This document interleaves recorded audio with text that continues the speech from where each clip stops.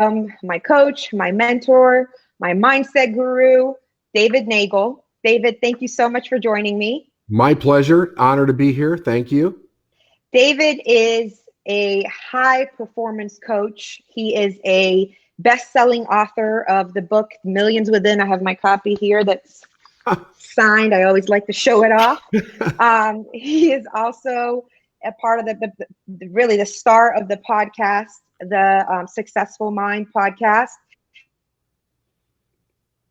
He's spoken to stages all over the country. In his seminars, you have people all over the world coming to join David and listen to his teachings. His book, his seminars, his events have literally changed lives for over 2 decades. He's one of the first really people to start the business coaching industry, right at the steps of Tony Robbins and Bob Proctor. And these are just some very few names of the big people that he has worked with.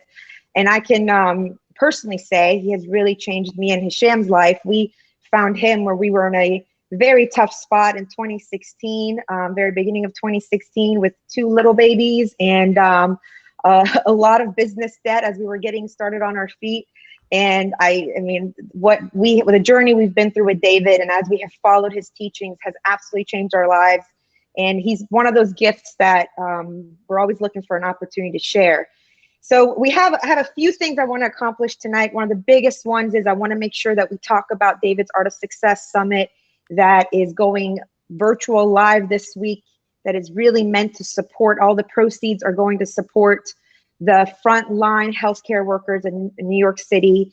David Neagle and his team are providing over 3,000 face masks for the city of New York and the frontline workers there. So please stay tuned, because we're going to hear David talk. And anytime David talks, it has the potential. It truly has the potential as a seed that can change your entire life. That's what it did for me. That's what it did for Hisham. That's what it done for our loved ones that we've shared his message with. But I want you to stick around to make sure that you hear about how we can all also support this amazing cause that David and his team have taken on to support the healthcare workers. This is part of our We Won't Back Down series with the Atlanta Divorce Law Group, where we're trying to do everything we can to support our community. And I have been personally waiting for the opportunity to bring David on to talk about mindset, talk about leadership, talk about business. And these are just some of the few things that he can really make huge shifts with just his words into somebody's mind. And I really was excited to find this opportunity that not only would give David's message out to the audience that's been following our Facebook Lives, but also support this cause for the face mask. So, David, one of the first things I kind of want to talk to you about is the message of faith that is so big in everything you do. When I was thinking about talking to you today, and I always go back to the very first seminars I attended of yours, what came to mind was when I was 12 years old. I think I've told you this before. My mother was diagnosed with terminal cancer. Yeah. And we were told that she had a 20% chance of survival, and this was her second battle with cancer. And basically, we would spend days in bed, and my mom would read Louise L. Hay, The Alchemy of Healing. We would read Rumi, and at some point, I think Tony Robbins even creeped in. And I was young to have the faith to know that she was going to be fine, but I never quite understood what we did that turned a 20% chance of survival into the woman being, 20 years later, now is one of the healthiest women I've ever seen, and very strong mindset. And it shifted her life completely. And it wasn't until I attended one of your seminars, which was the God Works Through Faith seminar in Charlotte, North Carolina, that you really broke it down for us, how faith can really take over, can heal everything. And you can achieve the most amazing things with it. And it's almost like you reverse engineered for me in my head what had happened when I was 12 years old that healed my mother. And I think that right now, a lot of people's faith is being tested. A lot of people's gratitude is being tested, and just every challenge they were facing in life, it's been magnified. So can you speak to that a little bit and talk about a little bit about how faith right now it's being tested, yet it's probably the antidote to so much fear that's out there? Yeah, I can. I'll do my best anyway. I remember, as I'm listening to you talk about this, I remember when there was a moment in my learning where I was sitting in a seminar and I was listening to Bob Proctor talk. And this is probably 1996, 1997. And it was it wasn't the first time I heard him, but one of the first times that I had listened to him. And he was talking about how there was no logical sense in the idea of hope for an individual to expand their life or change something as significant as cancer or the loss of a business or the loss of a child, whatever it might be. But to the human spirit, it meant everything. And then he kind of built upon that, and he built upon it till he got to faith. And the idea was, what do you have faith in? But most people never really explore that part of themselves. Like when you look at your belief system, when you look at what you say you believe in, what you have faith in, most of our faith is based in things that we absolutely know for certain, things that we've experienced over a period of time. Ideologies that we understand that have been proven over a long period of time and then passed down, like generationally. But when we are up against something that we have never experienced before, that really pulls out fear, that pulls out uncertainty, that pulls out doubt and worry, and even questioning sometimes the human condition and what's right and what's wrong, and like, what the hell's wrong with everything for something this catastrophic to happen, it questions your faith. It questions what you actually have faith in. And I realized a long time ago that faith needed to be built in something that was more solid than any condition we could actually experience. And I think in my studies anyway, if you look at like the 7 major religions in the world, really, even though they're dogmatic in a lot of cases, and some of them are very fear-based and kind of out of date in language, if you really study them, you'll find out that the faith that is in those religions is based on something that supersedes basic human understanding. And it goes to something that's more concrete universally for us as human beings, and the modus operandi of life in general.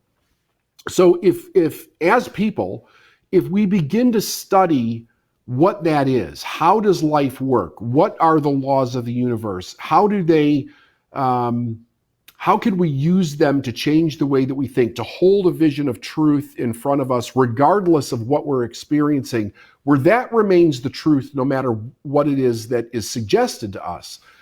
It can give us the faith. It can open that door to faith where we can say, you know what, instead of looking at what the situation is or the circumstance or the challenge or the catastrophe or the trauma, I'm going to believe in this, and I'm going to follow that as a light of truth. It can change everything that we're experiencing in the moment, if you're willing to step out in faith that that's the truth. If you're not willing to do that, you become a victim, if you will, to whatever the circumstance suggests to you. And what it suggests to you is not what it suggests to everybody.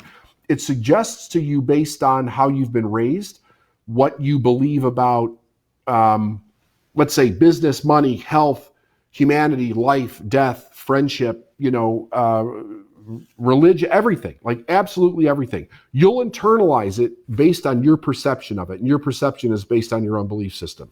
So if we're going to change that, we have to have a more solid understanding in what real faith is and what it's based in to be able to make significant difference in our life. And the people that do that have dramatic changes in their results, even in the most dire circumstances, like what we're experiencing right now.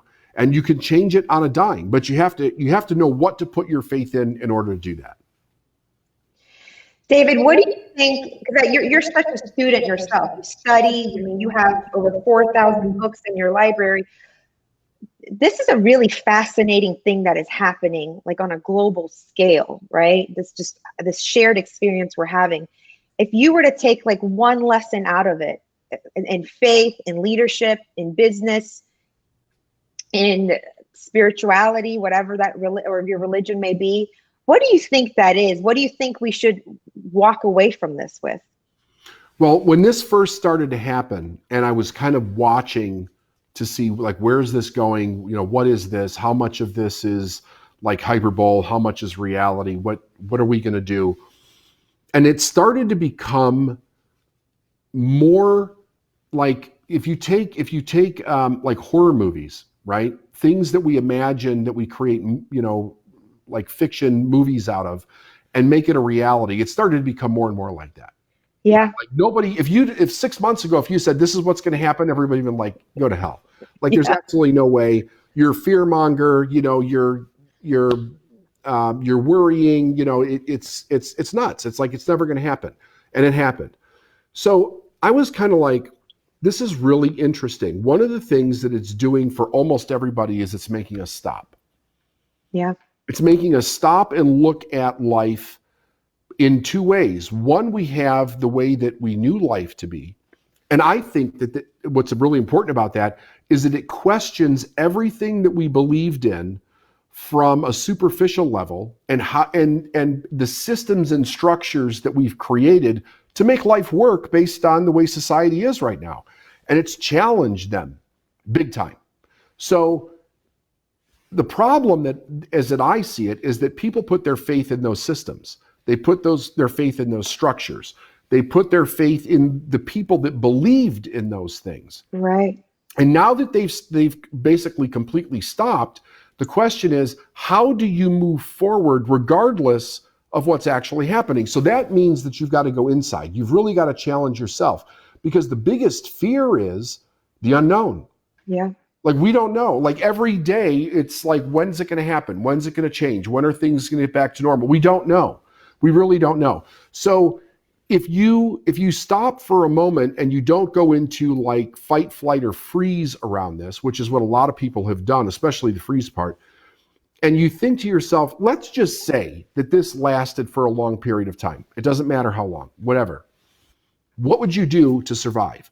What would you do to thrive? What would you do to take the human spirit and make it actually move forward in your life, the life of your family, your children, your business, whatever it is? Because that has to happen. In order for us to continue as humanity, it has to happen. Like it's going to happen regardless. And the people that can think that way will do it. But I think what it's done is, in a very big way as a gift, is that it's causing people to stop and really take a look at what they believe in, what their life is, to realize that we've taken so much for granted. It doesn't have to be the way that we've set it up. There's a million different things that could happen that could cause it to stop. And what is going to be important to us moving forward? I think that's the real question.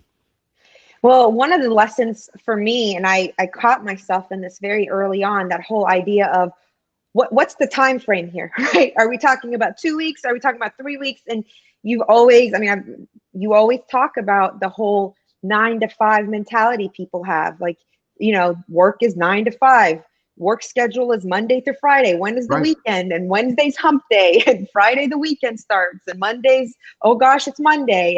And I caught myself getting into that cycle where I was, you know, trying to follow the news, try to follow the latest, following the curve to see, okay, so what do we think? Do we think it's going to be May? Do we think it's going to be June?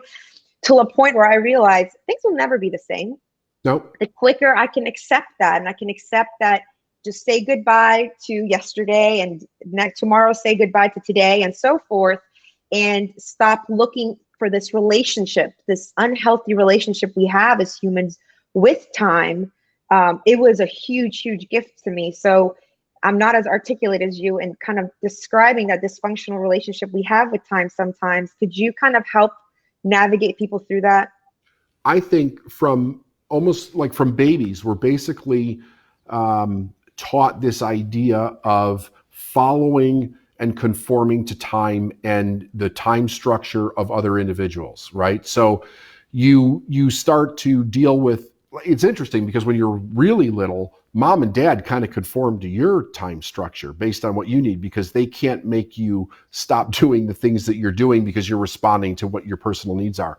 But around 2 years old or so, that begins to change, and they start forcing you to conform to their timeline and the family's timeline. Then you go to school and you have to conform to that timeline, which is basically setting you up for your entire life to conform to the corporate timeline, the working timeline, the way banks work, money works, the way everything works.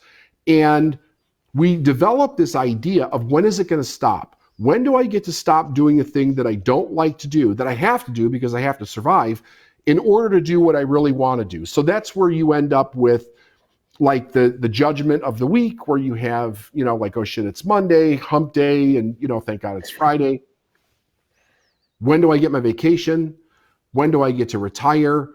And I don't think that's really the human spirit, because the human spirit doesn't need a day off from what it's programmed to do as far as its purpose goes. But if you're programmed to follow time and other people's time structures and what they need done, you don't get a chance to find out what you're actually put here to do. Unless you step in and say, I'm not going to follow the dogmatic way that most people live their life. I'm going to ask myself, why am I here? What do I want to do? How do I want to live my life? And really explore what that is. And then when I find it, that's what I'm going to follow for the rest of my life. Because you don't get tired doing those things.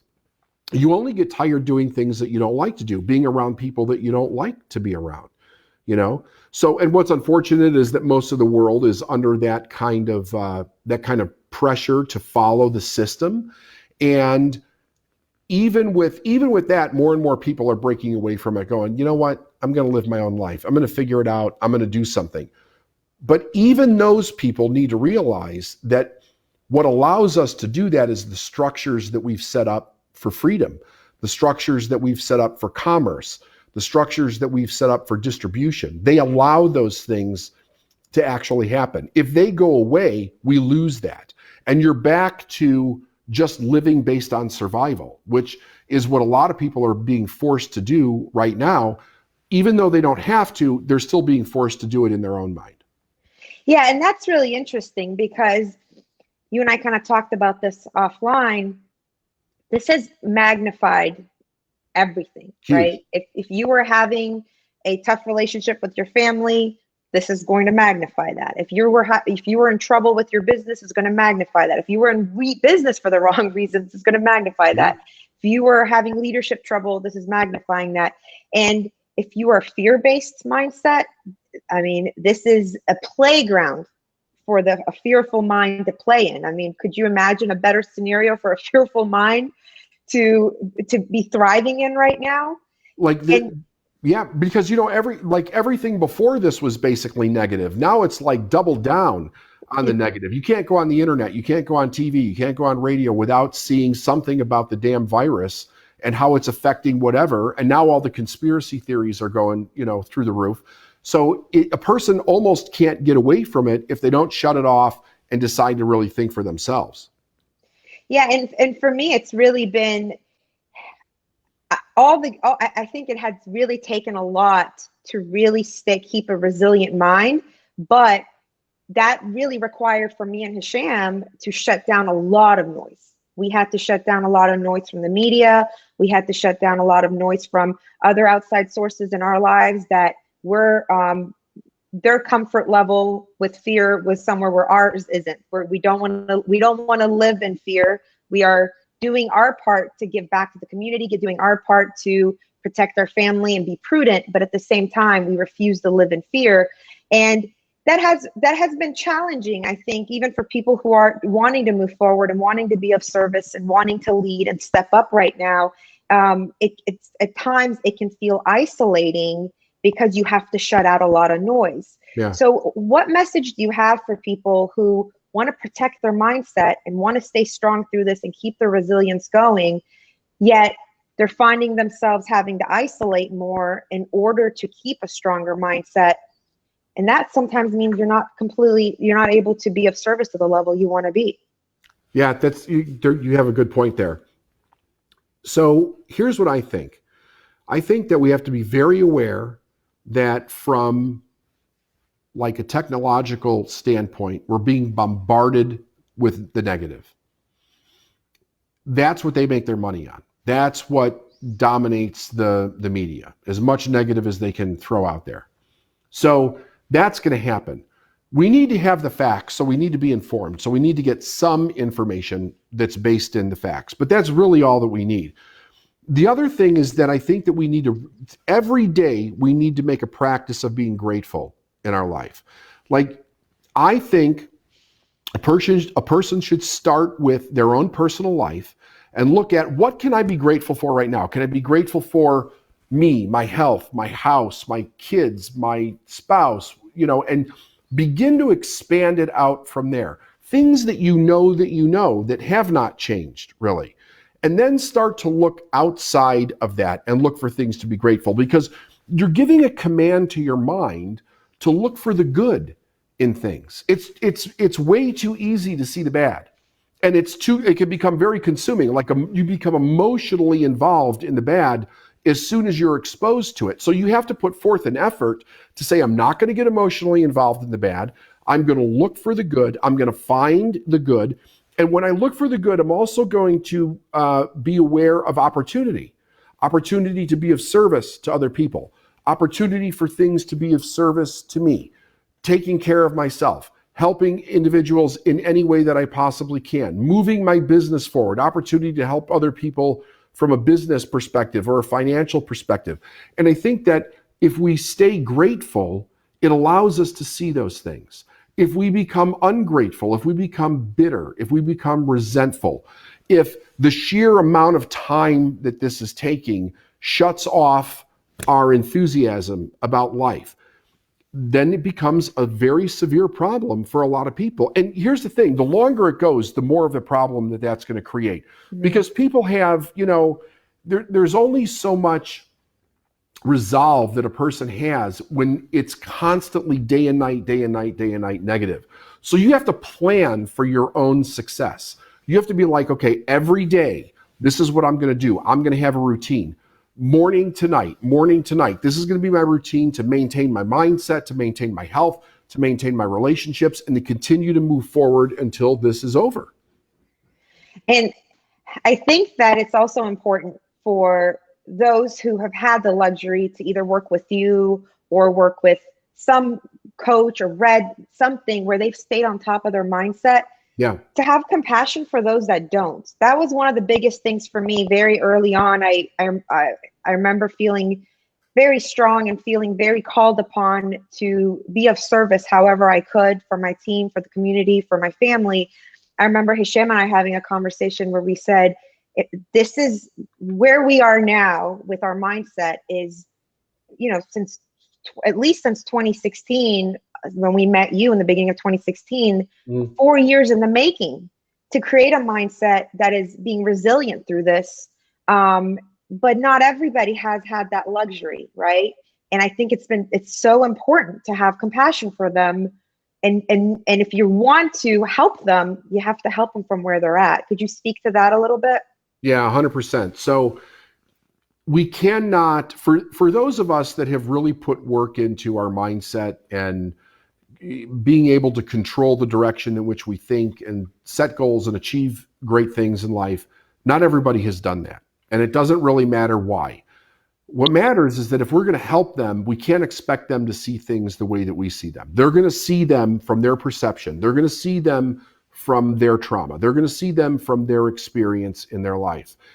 And while we can't buy into their story, we have to understand that their story is very real for them. It's their reality. So the idea is like, how can I help this person step out of that reality into something that's going to benefit them?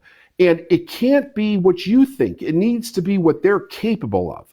So that's about literally having a conversation, seeing where they are, understanding where they are, even if you don't agree with it, understanding, having the compassion for where they are, and then giving them something to begin to step forward in their life.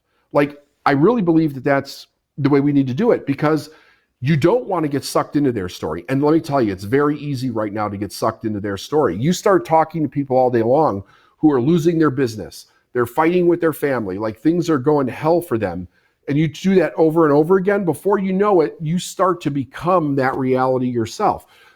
But the question is, if you want to change, if you want to make things better where you are, what would make it better for you? Like, how can we help you get to where it is that you want to go? And really listen to what they say, and then offer suggestions and offer support and offer advice. And I think that's the best way that we can help them. Now, I want to circle back to what you said earlier about exercising gratitude, because I've never really heard anybody teach gratitude the way you teach it. And it is really exemplified also in your God Works Through Faith seminar. And so for somebody that comes to you and says, David, I've, lost my business or got laid off, I'm financially, doing terrible, I'm so scared and everything around me looks like doom. Can you walk through how you teach them to exercise gratitude? Because your method isn't just saying, hey, say, be thankful that you lost your job, be thankful that your business is under, be thankful that people are sick in New York City or wherever, you're seeing them suffering. Can you walk through how you would raise that person's awareness up towards gratitude? I'll walk you how I would try to do it. So I would have a conversation with them based on how they see the world. Like, what is their perception of the world, their circumstances, whatever, to just try to get a bearing of where they're coming from in their own psychology.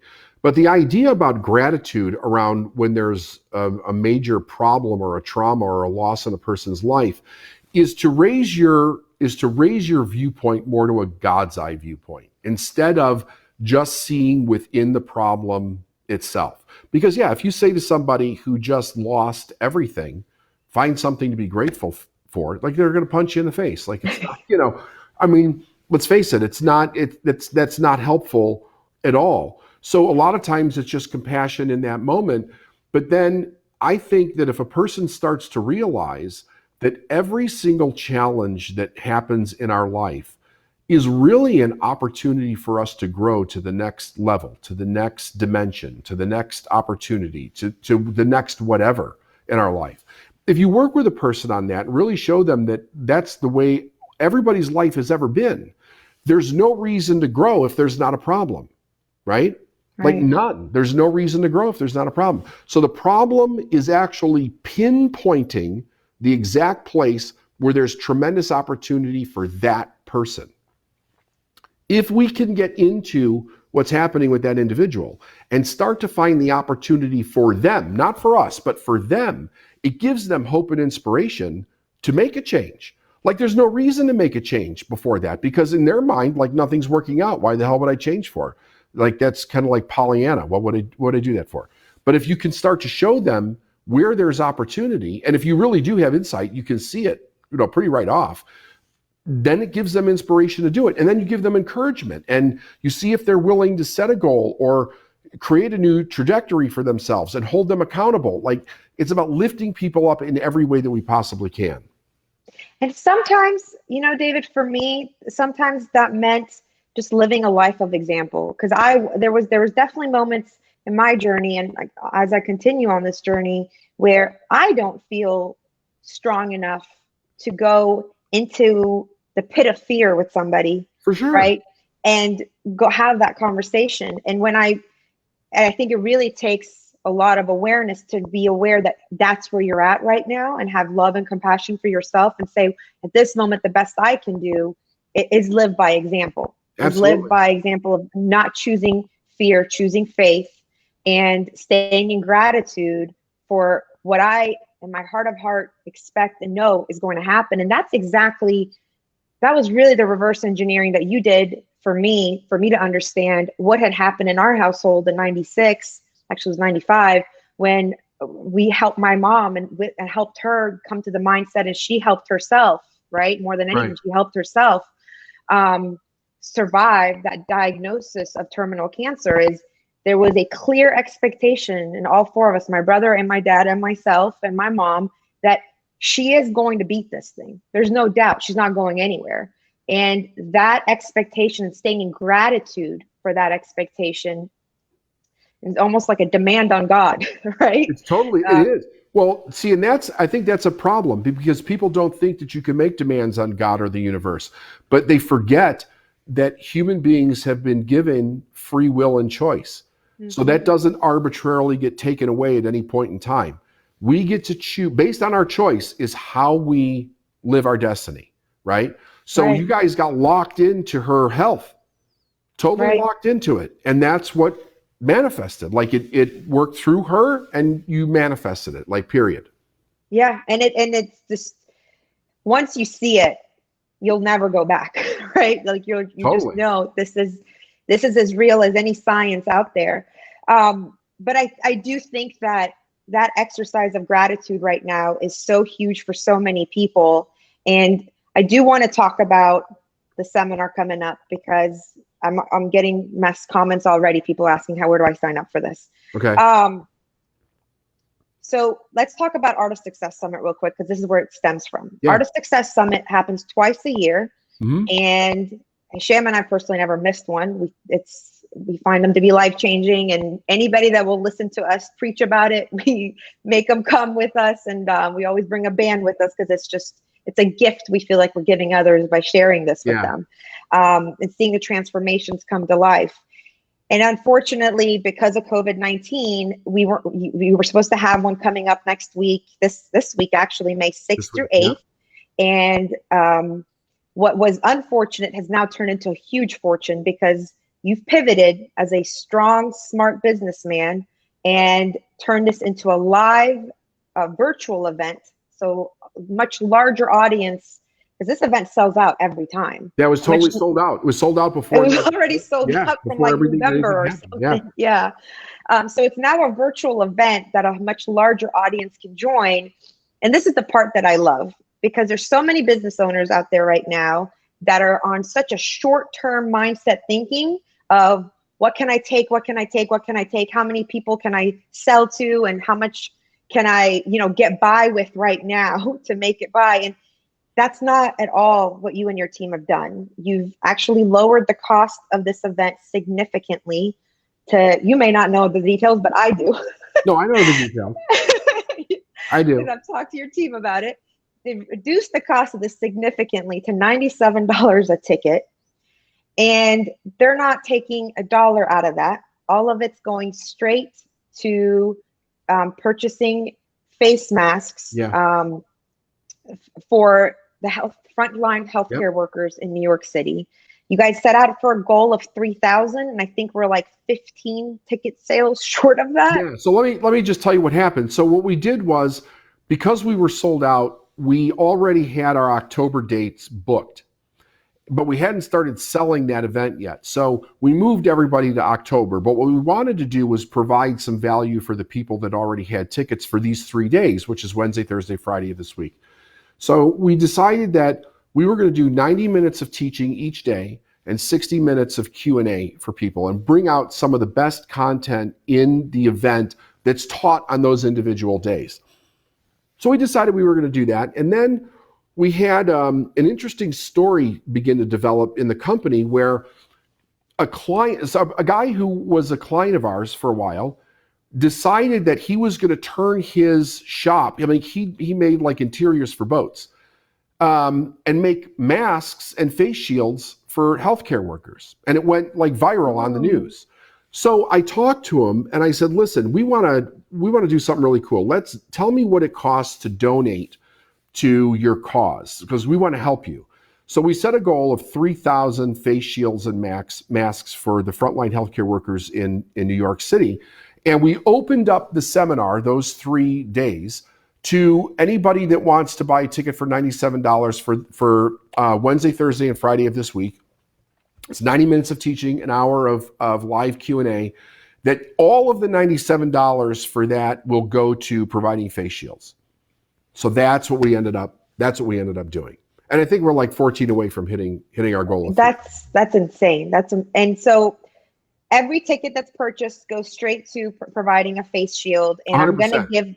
I'm gonna give the link, and I'm also share it on the comments, but it's davidneagle.com/May-AOSS-watch-party.com. So David Neagle, DAVIDNEGLE.com/MAY-AOSS-watch-party.com. And I'll share it in the link as well.